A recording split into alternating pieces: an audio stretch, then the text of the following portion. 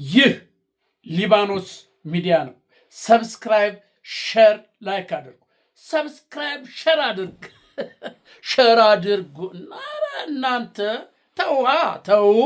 እንደዚህ ጮማ የሆነ ሪፖርት እያቀረብንላችሁ ጮማ የሆነ ነገር እየነገርናችሁ ለምንድን ነው ሪፖርት የማታደርጉ? ጮማ እኮ ብሩንዶ የለማ ቀረ እኮ ድሮ በ10 ብር አንድ ቁርጥ ስጋ፣ በ15 ብር ቁርጥ ስጋ ግማሽ ኪሎ ታረገ ነካ ያረከ በዋዜ ታረጋለ። ከዛ ላይ አምቧና ኮካ ትቀላቅል ታረግ አዱ ገነት ትላለህ። አዲስ አበባ አቤት አንተ በእኛ ጊዜ እኮ እናቴ አዱ አቤት ይሄን ትሄድና የዛ ፒያሳ ያለውን ስጋ ቤት ታውቃለህ? እዚህ ምንድን ፒያሳ ጊዮርጊስ መጣ እዛ ያለው አያሌው መስፍን ቤት ወደ ላይ ከፍ ብላችሁ እዛ ጊዮርጊስ ፊት ለፊት ያሉ ስጋ ቤቶች መደዳዎች አሉ። እዛ ትገባለህ እናቴ ትገባለህ። ደግሞ የሚገርመው እኮ እንትን ነው ይጠራቸዋል። አይናት እንዲህ ስታ ና ወደዚህ ነው አይኗ ነው የሚሆንብህ። አቤት ምን ዋጋ አለው? ይሄ የነበረ ሆነ ተረቱ። ከዛ ትገባለህ ግማሽ ኪሎ ወይም 1 ኪሎ 2-3 ኮን 2 ኪሎ 1 ኪሎ ተቆጣ አስቆርጥ አዳረገና ዘከዛ በኋላ ያረከ በቃ በእንትኑ ይሄ ሚጥሚጣው አለ አይደለም? ይሄ ሚጥሚጣ አለ ብትኑ ሚጥሚጣ አለ። እንደገና ደግሞ አዋዜ ተነከረው ሚጥሚጣ አለ። እሱ ለካ ያረክ ወይ በዳቦ በእንጀራ ላ አረግና እንደዚህ እያወራህ እናቴ አዲስ አበባ ወይ ደግሞ 4 ኪሎ የ4 ኪሎን ታስተዋውሷል? በስማ የ4 ኪሎ ያ ቁልቁለቱን ይዘህ እኮ ከላይ ከ4 ኪሎ ከስላሴ ወደ ዝቅ ብለህ ቁልቁል ስትወርድ እኮ የነበረው ስጋ ቤት አንተ አቤት! በተለይ በስተቀኝ በኩል ወደ ታይ ቁልቁል ስትወስድ በስተግራ በኩል የነበረው አቤት! አዲስ አበባ እኮ አንተ እውነትም አዲስ አበባ ነበር። ህዝቡ ከሌ ከከሌ አይባል። አንተ እንደዚህ ነህ፣ አንተ ኦሮሞ ነህ፣ አንተ አማራ ነህ፣ አንተ ጉራጌ ነህ ምናምን አይባል። ሁሉም በደስታ በቃ ከስራ መልስ በቃ ሁሉም መጫወት፣ መጨፈር፣ መብላት፣ መጠጣት በፈለገው ሰዓት ይገባል ይወጣል። አዲስ አበባ እኮ እንደዛ ነበር። አንተ አሁን የአሁኑን አዲስ አበባን የአሁኗን አዲስ አበባ አትመልከት። ያሁን አዲስ አበባ ተወኝ። አሁን እኔ እንጃ ያኔ አሁን አንተ የዛን ጊዜ እኮ የነበረው ዓለም እስከ ሚድናይት እኮ ድረስ እንትን አምሽተን እኮ ነበር የምንገባው። ደስ ብሎን እየተዝናናን። የሰከረ ቢኖር ሌላው ደግፎት፣ ማያውቀው ሰው እኮ ሰክረ እየተንገዳገርክ ብትሄድ ይደግፋል። ኧረ ቤት ነት ነው ምናምን ብሎ ሌባ ልሰርቅ ብትል ኧረ እኔ አይደለም ደግፎ እምቢ ብትለው እንኳን አትንካይ ብትለው ራቅ ብሎ እየጠበቀ እየተንገዳገርክ እያለ ደግፎ እቤትህ የሚያስገባ እኮ ነው የአዲስ አበባ ህዝብ ነበር። አንተ ዘር ቋንቋ ምናምን የለም እኮ አማራ ነው ኦሮሞ ነው ትግሬ ነው ምናምን ይሄ ሰከራ የሚባል ነገር አካሄድህን አይቶ በቃ እየተከታተለ ቤት እስከምትገባ ድረስ ይከታተላል። ይሄ ነው እኮ የአዲስ አበባ ህዝብ። አንተ እንዲህ ተጣብቆ ነበር እኮ የሚኖረው። አሁን ዘመን መጣና እርስ በርሱ እሱ እኮ የጊዜው ወሬ እንኳን 2 እና 3 ከ3 በላይ እኮ ከ2 በላይ እኮ ቁጭ ብለህ አታወራም። 2ም ራሱ ተፋጠህ ነው እንዲህ አይደል? እንዴት እንደምትታወቁት ስታወራ ይሄ ፖለቲካ ነገር ምናምን የምታወራ ከሆነ አይን ይቃዣል። እንደ አይን ወዲያ ይቃዣል። አንድ ነገር አለ ጠጋትልና ከዛ በኋላ ትመረምረዋለህ፣ ታገኘዋለህ። ስለዚህ ያሁን አይን እየተቅለዘለሰ ነው እኮ የምታወራው። የፖለቲካ ሳይሆን የምታወራው እኮ ሰላም የሆነ እንኳን ወሬ ለማውራት አይንህ ይቃዣል። ፍርሃት ነዋ። ፍርሃት ለቀቀብህ። አዲስ አበባ እንዲህ ነበር እንዴ እናንተ? ኧረ አዲስ አበባ ወይ አራዳ ሆይ አገርም እንደ ሰው ይለወጣል ወይ ማለት ወይ አዲስ አበባ ወይ አራዳ ሆይ አገርም እንደ ሰው ይለወጣል ወይ ተብሎ የተዘፈነለት ይኸው አዲስ አበባ ተለወጠ፣ አገርም ተለወጠ እንደ ሰው። እንደ ሰው ተለወጠ። አገር እንዴት ማን ለወጡ? ሰው ለወጠው። ሰው እኮ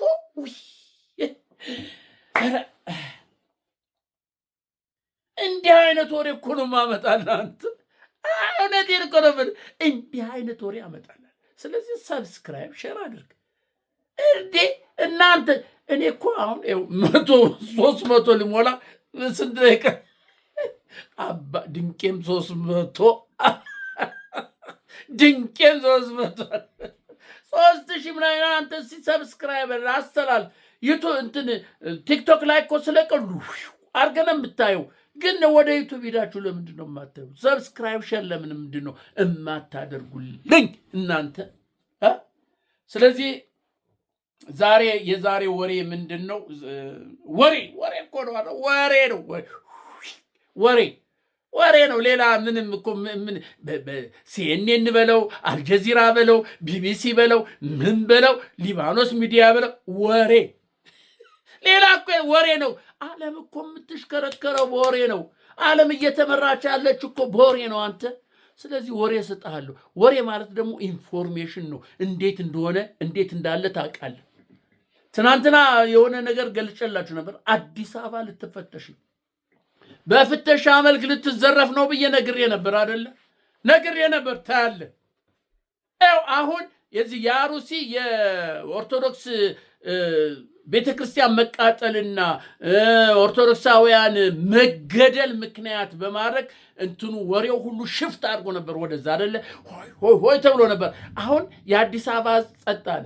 አሁን ምን ተደረገ መሰላችሁ? ሌላው ደግሞ በሌላ መልኩ ደግሞ እንዴት ይሄንን ለኢትዮጵያ ሰላም ለኢትዮጵያ መረጋጋት የማይፈልጉ ምን አደረጉ?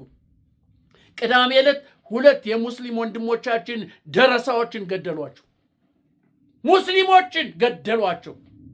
አየህ፣ አሁን ሙስሊምና ክርስቲያን እንዲበጣበጥ ነው፣ እንዲባላ ነው፣ አገሪቱ እንድትወድም ነው፣ ኢትዮጵያ እንድትወድም ነው የተፈለገው።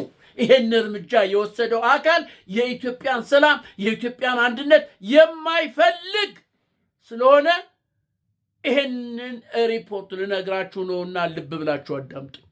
ሙስሊምና ክርስቲያን ምንጊዜም ቢሆን አይጣላም፣ ምንጊዜም ቢሆን አይጋጭም። ለስንት ዘመናት ለሺህ ዘመናት አብረው የኖሩ አንተ ሙስሊምና ክርስቲያን እኮ አንድ ስጋ ላይ አጥንት ላይ ክር አስሮ በአንድ ድስት ተሰርቶ የሚበላ ህዝብ እኮ ነው ያለው። ሙስሊምና ክርስቲያን ማለት እነግራለሁ፣ በአንድ ድስት አንድ ፍየል ለሁለት አርደው ያ ተገፎ ተመትሮ ምን ብሎ በገመድ ይሄ ለሸህ ነው ይሄ ለአባ ነው እየተባለ ቀይ ክር ምናምን እየታሰረ እኮ ነው ወጥ ተሰርቶ መረቁን አንድ ላይ ይበላሉ፣ ይጫወታሉ፣ ምን ይላሉ። አጥንት ሲቀርብ ክር የታሰረ ይሄ የሃጂ ነው እየተባለ እኮ ነው። ይሄ ደግሞ የአባ ነው ክር የለውም እየተባለ አንድ ላይ የኖረ ህዝብ እኮ ነው። ይሄን ህዝብ እንዴት ትለየዋል? እንዴት ታነጣጥለዋል? እንዴት ታጣለዋል? አይጣላም። እመኑኝ አይጣላም። የኢትዮጵያ ህዝብ አማራና ሙስሊምና ክርስቲያን እንዲህ ተብሎ አይጣላምም አይባላምም። ሙስሊም ወንድሞቻችን ልብ ብላችሁ አዳምጡ። ይህ ተንኮል እነዚህን ደረሳ ወንድሞቻችንን እቤታቸው ሄደው የገደሉት ዘረፋ እኮ አይደለም። ዘረፋ እኮ ቢሆን ዘርፈው ሄዱ ነው። ገደሏቸው፣ ገለው ጥሏቸው ነው የሄዱት። ይሄ እኮ ህዝብን ለማጋጨት ነው። ይሄ ህዝበ ሙስሊም ይነሳል፣ ክርስቲያኖች ናቸው እንደዚህ የገደሏቸው፣ ስለዚህ እንነሱ እንገላ፣ እርስ በርስ ለማጨፋጭ አይሆንም። እረፉት። ይሄን ያደረጋችሁ እረፉት። አይሆንም። የኢትዮጵያ ህዝብ ሙስሊምና ክርስቲያን አንድ ነው። የአንድ ሳንቲም ሁለት ገጽታ፣ የአንድ ሳንቲም ሁለት ገጽታ ነው አማራና ክርስቲያንና ሙስሊም። ኧረ ይጋባል እኮ ሙስሊምና ክርስቲያን እኮ ተጋብተው አብሮ ይኖራሉ። እሷም በሃይማኖት እሱም በሃይማኖት ልጆቻቸው አንዱ ወሎ ሂድና ጠይቅ ስለ ሙስሊም። እስቲ ወሎ ሂድና ሙስሊምና ክርስቲያን እንዴት እንደሆነ በሰርጋቸው በምና እንዴት እንደሆነ እንደሚጋቡ እንደሚያገቡ ሂድና እይ። ስለዚህ እንዴት ነው እስልምናና ክርስትና የሚደባደበው የሚጋደለው የሚጨፋጨፈው? ይሄ አክራሪ ሙስሊም ያደረገው ነው። ይሄንን እመኑኝ።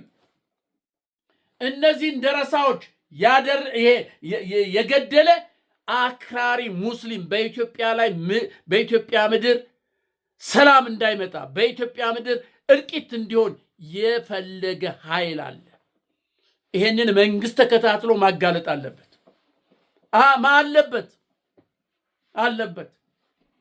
በመንግስት ስር ተሸጉጦ ይሄን ነገር የሚያደርግም ሊኖር ይችላል፣ አናቅም። እዛው የመንግስት አመራር ስር ሆኖ መንግስትን እንዲህ ነው እያለ በጎን ይሄን እያደረገ ብጥብጥ እንዲፈጠር የዘረፈው ነገር እንዳይነቃበት ለማድረግ ይሄን ያደረገ ይሆናል። ምክንያቱም ግርግር ለሌባ ያመቻል ነዋ። እናስ ስለዚህ አዲስ አበባ በዚህ ግርግር ልትዘረፍ ነው። በፍተሻ ልትዘረፍ ተዘጋጅቶላል። እንደገና ደግሞ እርስ በርስ እንድትገዳደል እየተሳለል ቢሏ እየተሳለል ነው። ንቃ። እንደነገርኩ የአዲስ አበባ ይሄን ነገር አስቡበት፣ ፕሊዝ አስቡበት። የአዲስ አበባ ህዝብ ሆይ ህብረት አድርግ፣ አንዱን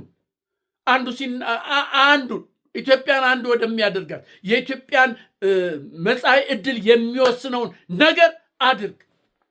አንዱን ተባበር። ይሄ አማራ፣ ኦሮሞ፣ ጉራጌ፣ ትግሬ፣ ሶማሌ፣ አፋር ምናምን የሚለው ጋምቤላ የሚለውን ነገር ተው። ይሄ ካልሆነ ዘላለም ስትባላ ትኖራለህ። ዘላለምህን ስትባላ ነው የምትኖረው። እርስ በርስ ስትበላላ ስትገዳደል ነው የምትኖረው። አንዱን ይብቃ። አይበቃችሁም ወይ እናንተ? አይበቃችሁም ወይ? ይሄ መከፋፈሉ መበላላቱ አይበቃም? ቀደም ብዬ እኮ ነግሬያለሁ ስለ አዲስ አበባ እንዴት እንደነበረ።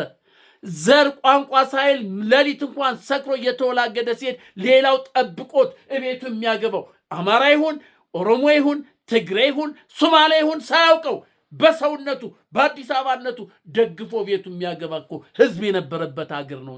አንተ አዲስ አበባ የነበር። ስለዚህ አሁን ወደዛ ተመለስ። አንድ ስትሆን መንግስትን ታንቀጠቅጣለህ። አንድ ስትሆን ስርዓትን ህግን ታስፈጽማለህ፣ መብትን ታስከብራለህ። አሁን ይሄ ባሩሲ በምናምን የተገደሉትን የሞቱትን እያየነዋል። የተቃጠል አንዱንና ተነስ። ወንጀለኞች እንዲያዙ ይደረጋል። አንድ ስትሆን ሌቦች፣ ምኖች፣ ይቀማኞች ሁሉ እንዲያዙ ለምን የመንግስት ሰራተኛ አይሆንም? አንተ ጫና ካረክ ይያዛል።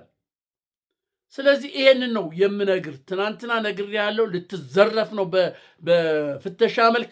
አሁን ደግሞ በእርስ በርስ እንድትገዳደል እንድትዳማ እስላም፣ ሙስሊም፣ ክርስቲያን እያልክ እርስ በርስ እንድትጨፋጨፍ አኪል ዳማ ኢትዮጵያን አዲስ አበባ ለማድረግ የተሴራ ሴራ ስለሆነ ንቃ።